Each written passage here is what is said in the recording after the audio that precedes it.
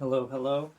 Let's get right into it, shall we? So, this lecture is the second lecture on research that I want to share with you, and I just want to go over these terms. That's it. So I just want to, and this might take 10 minutes, it might take 15, it might take 20 or 30. So let's see. First off, so all of research that you're probably familiar with in here, I think I just caught this. I'm gonna button up my collar. Um, let's see. Probably, I'm sure I would do this during a regular lecture too. So, the kind of research that we're all familiar with is positivist research. It's the kind of scientific method that you've no doubt heard in science classes, whether in high school or university level classes. And it's the scientific method of finding a hypothesis and trying to derive ultimate truth, right? And building this kind of project of ultimate truth that comes from a series of hypothetical propositions that you can then test in reality and build a theory of ultimate reality based on your observations from your theorizing, from your hypothesis testing, and from your evidence gathering through, sight, sound, and observations that the five senses can make. And this can include manipulations of those observations in quantitative variables. Okay, and I'll talk about variables in a minute. So through hypothesis testing and theory building is kind of what in order to build this theory of ultimate reality and understanding that you can find is what the positivist project is, and always has been, and kind of popularized by Auguste Comte and I believe George Berkeley as well. And so neo-positivism is this idea that, well, ultimate reality and transcendent truth maybe is not obtainable, but in the modern world, that we found that the scientific method is a pretty good measure of not only the natural world, but we can put it to use in the social scientific world as well. And there's no reason, if they're both based in what we see as the relevant kind of main reality, that it's as good of an approximation as we can get to something that really shows us a lot of understanding about the social world, which is reasonable, right? And that's why most mainstream social science is in the kind of neo-positivist realm, including economics and most strands of sociology and anthropology and political science as well. But here I want to talk about the difference between the three main modes of social science research within political science mostly. And that's the positivist qualitative tradition, the quantitative positivist tradition. There it is right there, positivist, okay, quantitative tradition, and the interpretive qualitative tradition. So let me talk about the positivist qualitative tradition first. This might be the most straightforward. So the positivist qualitative tradition is just that in order to observe, something that is real and something that is in kind of the world of politics, for example, it would be great if we could all be there, but we can't all be there, right? And we would like to be able to be there and find things out, but we can't all do that. And probably the best approximation we can give is to be able to have these recordings and have these observations that we can all have access to, that we can then classify and even code in a way that seems to shed some light on how it works. And to be able to do that, you have to be able to define things in a certain context. You have to be able to define concepts in a certain context and say, for example, for the purposes of doing this research on presidential libraries, okay, with me so far, research and finding out what are the best practices in drawing tourists to presidential libraries, I have to define what a presidential library is for the purpose of this research project. Whoa, entirely reasonable, right? Why wouldn't you do that? Most people you talk to would be able to say, yes, especially in the realm of American political science presidential research, would say, oh, of course, there's only X number, and I actually don't know the number. There's only X number of, but it's in your textbook, I believe. So look it up. It's either in chapter 1 or in the end of the chapter 11. There are only, let's call it 15. There are only 15 presidential libraries. So defining them and defining that it's one of these 15 and whatever one that might come after it that's of a similar character should be easy, right? Well, I am indebted to Fred Schaefer of UMass Amherst for teaching me and teaching many others about the value of interpreting concepts in a way that aren't so narrow. So in a positivist way, it makes perfect sense for you to say, okay, we're going to study presidential libraries, and we're going to say, yes, I think best practices for getting tourists to come to presidential libraries is the fact that the successful ones have implemented a public relations campaign and spent a lot of money on that and partnered with tourist agencies. And they've actually and gone to school districts and gotten people to come through field trips to presidential libraries more often. So that's great. So, and out of the 15, the 3 highest kind of tourist draws are these, and what they have in common is this. What they do differently from the ones that aren't trafficked as much is this. And so anyway, so if you compare the Clinton and the Reagan, the Clinton and I guess it's in Arkansas. You compare the Clinton and the Reagan presidential libraries, you can see, or maybe it would be more accurate or more valuable to compare like the Nixon and Reagan, right? Because the Nixon and Reagan are both Republican presidents in the 70s and 80s, and have adherents, and one is in LA, or they're both in LA, really, both in the LA metro area, or both at least in the Southern California area. So you should compare the two of them and see what the difference is in terms of how much foot traffic they get. So that would be, an interesting comparison, and you've already defined presidential libraries, and you've kind of defined it down to a really useful comparison, and you can take various measures of X, Y, and Z, and like they do this well, check. They do that well, check. They do that. They don't do that well, check. And you can kind of compare different variables, and so you can say that because the Reagan Presidential Library does more marketing through conservative websites and through kind of Republican fundraising tours, they are able to capitalize on Reagan's name in that way. Whereas Nixon, they're maybe more inhibited from doing that. But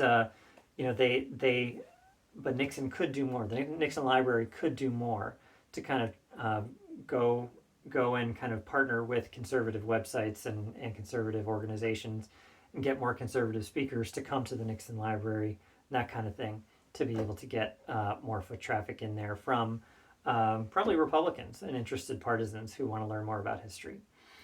So that seems entirely reasonable and very much kind of a social scientific comparison. So the causal variable is not enough specific outreach to conservative political organizations. Okay, so that's the missing independent variable, because the way it works in positivism is here, I'm going to get a red marker. There are independent variables and there are dependent variables.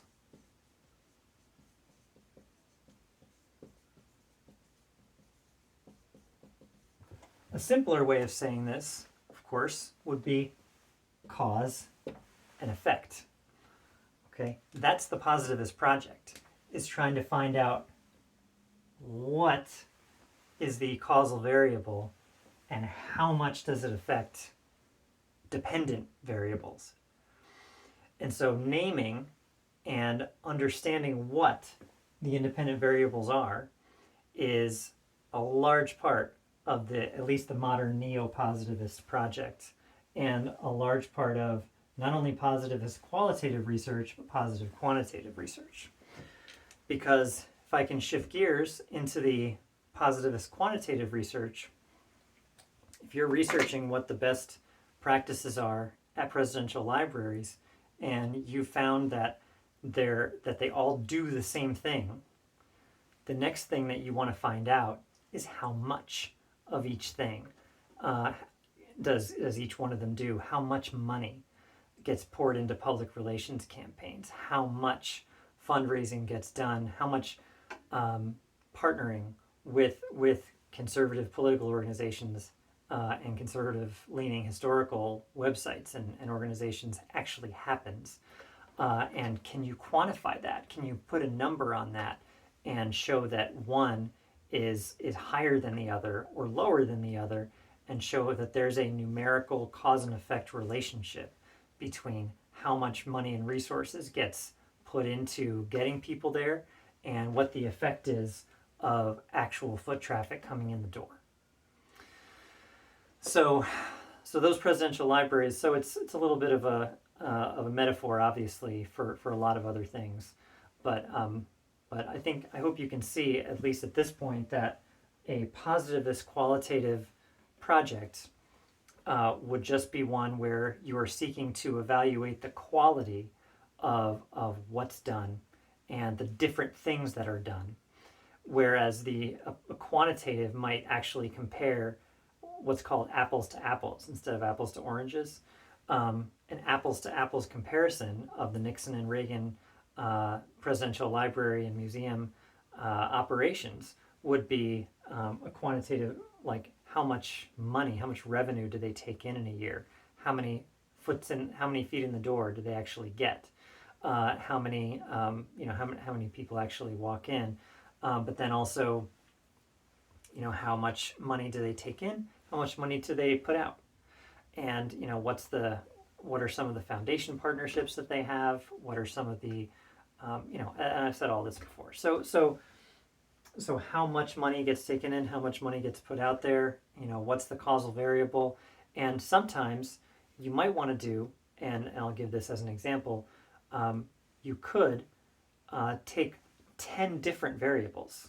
Okay, let's say 10, and those 10 different variables in the Nixon and versus Reagan example would be those 10 different quantifiable variables would be things like, as I've said, money spent partnering, school district contacts, staff numbers, budget outlays, operational budget outlays, archival acquisitions, new archival acquisitions, and then archival maintenance, and then something that you might call, I'm totally making this up, but acreage of land owned, by the center, by the library and museum, the square footage, all of that. So if you put all of the kind of assets into a computer program and you coded them all in a certain way and you ranked them, you had this much money, so you gave it, if you had $5 million, you might give that a 5. And if you had $4 million, you would give it a 4. If you had $20 million, you'd give it a 10. You know what I mean? So you have to sort of take these on a scale. And if you create a scale and you create an index and you kind of plug in all the numbers into all possible potential independent variables through a kind of statistical program, and then you took all the outcomes, like publicity, not only feet in the door and revenue taken in, but also number of people that that have become aware of or mentioned or utilized, just even off-site, who have utilized, the resources there, or who have mentioned it in the press. Um, and probably a few other outcome variables that I can't think of right now, but those are the dependent variables. And so you want to see between those 10 independent variables and those 3 dependent variables, how much linkage, how much statistical linkage there is.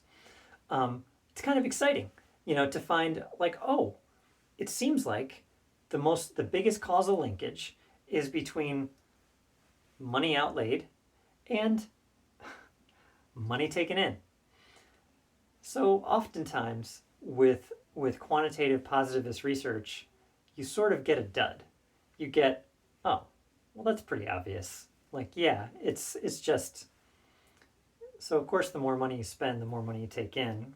Okay, a little bit boring. So, but that's often some of the most worthwhile research, because you can say definitively when something happens. But in that case, you might say, okay, well, it doesn't really prove anything new. So that brings us to our third kind of research, and that's what I'm more familiar with, is the interpretivist qualitative brand of research.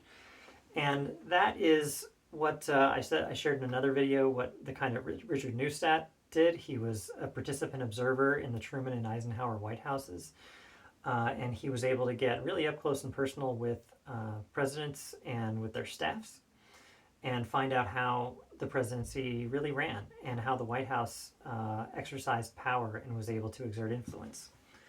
And this is just an example of that in the presidential research. But interpretive research is a widely used tool within not only political science but also sociology and anthropology.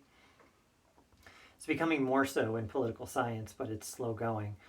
The research that I've published has been largely interpretive, because interpretive research doesn't rely so much on existing data.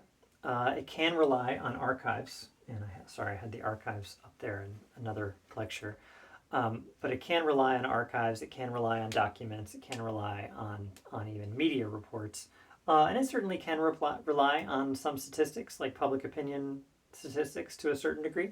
But primarily, it's the interpretation of a world, and in the case of the White House, it's a question of whether you can get access to that world, and there are a lot of people at, frankly, UMass Amherst, like Timothy Pacharat, who has done, and I know I've mentioned UMass a few times. I went there for graduate school, so it's kind of, I'm partial to it, of course, but Timothy Pacharat has talked quite a bit about and done a lot of very interesting research where he actually went undercover at a meatpacking and plant and slaughterhouse, where he was trying to understand the nature of violence and power, and he was trying to understand the world of this place that is unquestionably a place of great violence and hierarchy and power exertion in a kind of in an economically driven kind of capitalist system, right? So how does that power get exerted? He was able to map out geographically in a really interesting way, just how the assembly line worked, and how every person had kind of a fragment of the truth that they were able to find. And so he was able to really do, by spending so much time there and taking notes, active notes that are called field notes, he's able to find out what the way is that this world gets interpreted by not only the people who are there, who he spoke to on a regular basis, but also to the researcher who is immersing themselves in the world in order to see it and observe it. So in Pacharat's case, he was doing a combination of not only interviews, which were surreptitious interviews, but also participant observation. And when you put those two things together, that's called an ethnography. And most of what interpretive qualitative research is actually approximating is ethnography. And so interpretive research, and they call it qualitative research because largely it's not quantitative. It's not about counting. It's about interpreting through just kind of seeing the qualities that are out there in the world that you can observe, and interpreting it for yourself in your notes and for your readers. And there's the problem that a lot of positivist researchers have with interpretivist research is that it can't be duplicated, so you can't really verify it. It often relies on the researcher's notes, but also interpretive researchers tend not to. Interpretivist researchers tend to need to have a certain level of familiarity with the people that they are researching, and so there's this idea of bias because in positivism, the researchers, and you might know this from the scientific method, that even though there's this Heisenberg principle, right, that just by observing something you change it, positivists try to see that as a problem, not just something to be acknowledged.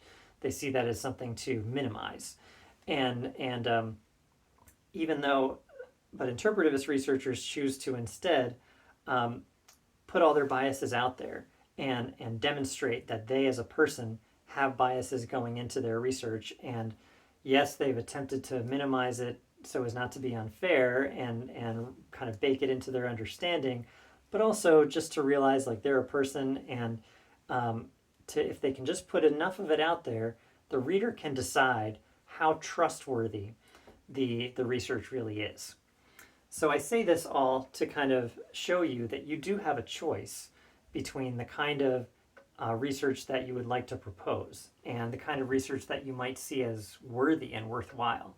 And that research might have, a lot of research done that's drawing conclusions from quantitative data.